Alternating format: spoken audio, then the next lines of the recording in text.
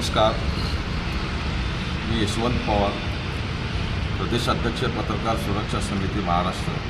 गेल्या 8 वर्षापासून महाराष्ट्र राज्यातील पत्रकारांच्या प्रश्नावर वेगवेगळे स्वरूपाचे आंदोलन, उपोषण, निवेदन, त्याचबरोबर राज्य सरकारकडे पत्रव्यवहार करून पत्रकार सुरक्षा समितीच्या माध्यमातून राज्यातील पत्रकारांचे प्रश्न सोडवण्याचा प्रामाणिकपणे आजतागत आम्ही प्रयत्न केलेला आहे।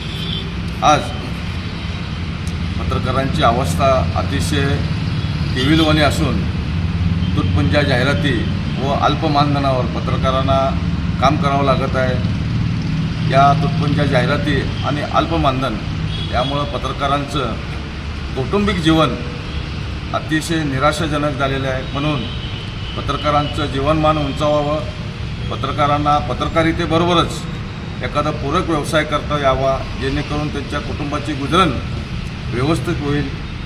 त्या अनुषंगाने आज माननीय जिल्हाधिकारी सोलापूर यांची पत्रकार सुरक्षा समितीच्या शिष्टमंडळाने भेट घेऊन पत्रकारांना राष्ट्रीय बँकेतून विनातारण विना जामीन 5 लाख रुपये कर्ज मिळवून देण्याची व्यवस्था करावी, जेणेकरून पत्रकारांना पत्रकारितेबरोबरच एखादा चांगला व्यवसाय करता यावा।